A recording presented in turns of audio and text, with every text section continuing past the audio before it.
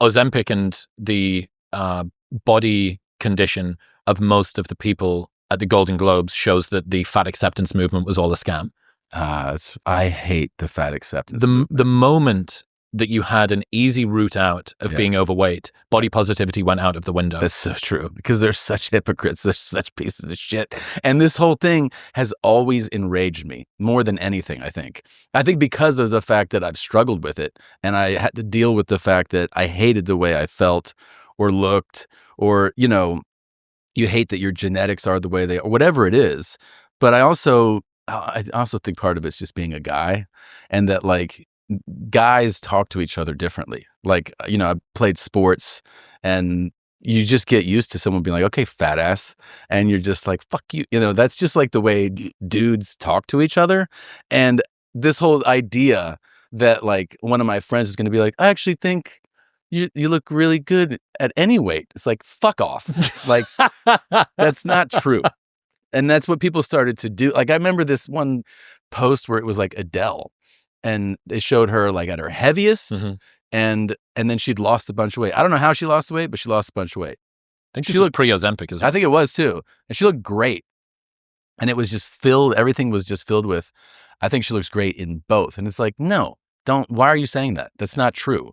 Like, she looks great now. She put in the work, and she obviously ate a certain way and trained, and now she looks great. Like, you can say that, like, yeah, she wasn't ugly before, but no, both are wonderful. It's like, this is beauty just at any size. This is just nonsense. It's weird with what people are doing, especially with the fat acceptance, body positivity thing. Like, you don't want to fucking lambast or castigate or be mean to people that are overweight and that are trying. No. But also removing any sort of judgment on what is better or worse for you, just that's bad for them. But there's this idea from Isaiah Berlin called the inner citadel, and it's basically, if you can't get what you want, you have to teach yourself to want what you can get.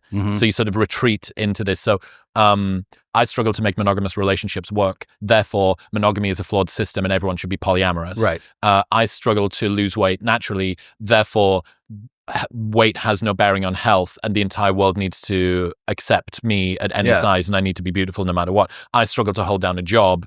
Therefore, I'm turning to a life of crime, and actually this is like just as acceptable as a normal legitimate. It's completely disingenuous, and it's all about a lack of accountability. And I think that's the thing about, like, when you talk about body positivity, it's like, you don't need to rip people apart who are not you know, that are overweight or whatever. It's like, I don't know. I don't think that's very productive for them. It's just going to... Very few people are passive aggressed or patronized into behavior. Yeah, for sure. But to say, like, this is great, and, you know, and then now people are also doing the same mental gymnastics with the term healthy. Like, well, what is healthy? It's like, you know what the fuck healthy means, stupid.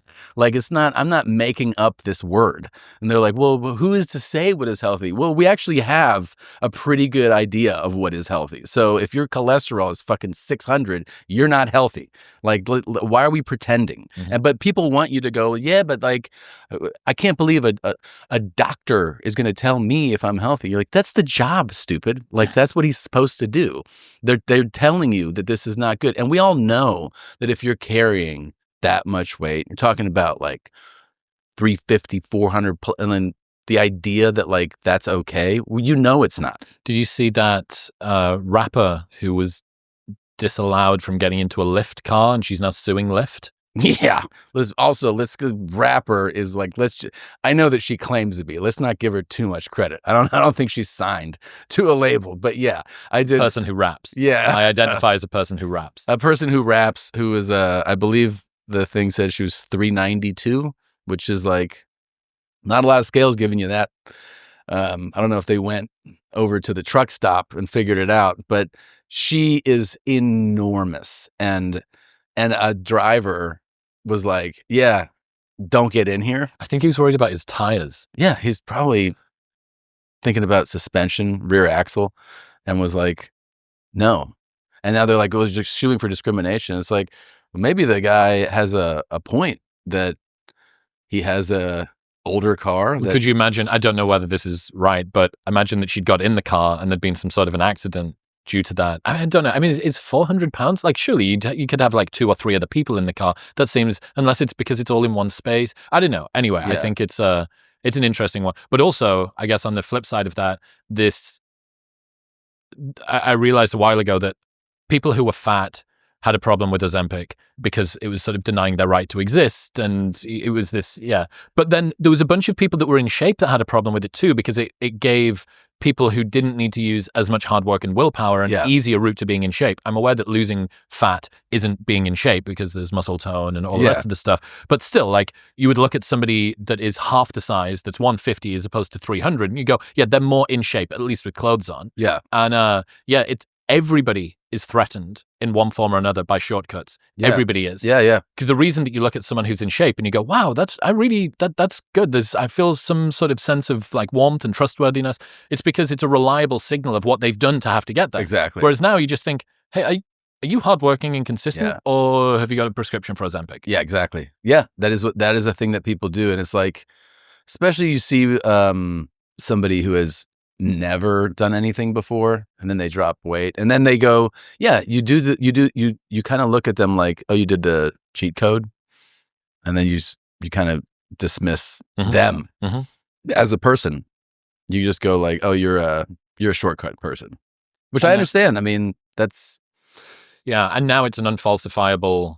It's losing weight either naturally or with assistance is the getting jacked naturally or with assistance for dudes. It's like it's just a totally like unprovable hypothesis. The crazy thing about this getting jacked thing though is like people don't know how even the people that are in Hollywood that they go, well, that person's not on it. They're on it too. I know so many people who are geared out of their minds, and even ones who you go, well, this person had a naturally lean aesthetic before, and so it's believable that like, no, they're on it too. They're all on it. They just never want to talk about it.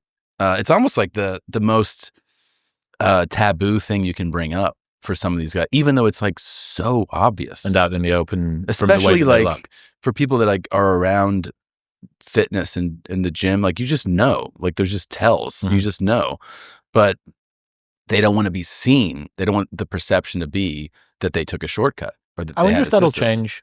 People are coming out online, fitness influencers and stuff like that. It would be great. I mean, for some reason, the last place where they're not doing it is Hollywood, which is like, it's all bullshit anyways, right? It's all the fugazi. It's all people are wearing makeup. They've got special lighting. It's all bullshit, but none of them want to talk about it. And it's pervasive. It's so incredible how many are doing it.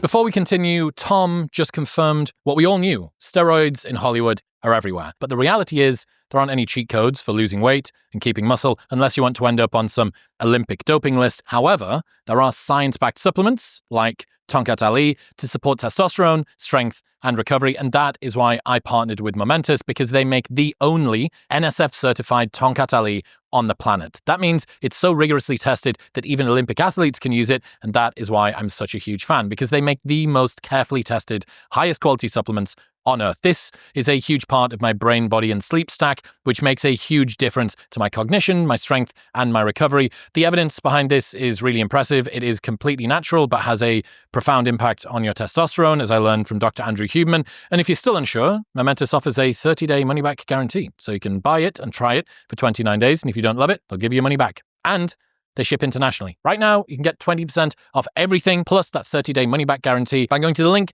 in the description below or heading to livemomentous.com/modernwisdom using the code modernwisdom at checkout. That's livemomentous.com/modernwisdom and modernwisdom at checkout. Thank you very much for tuning in. If you enjoyed that clip, the full-length conversation with Tom is available right here. Come on. Watch it.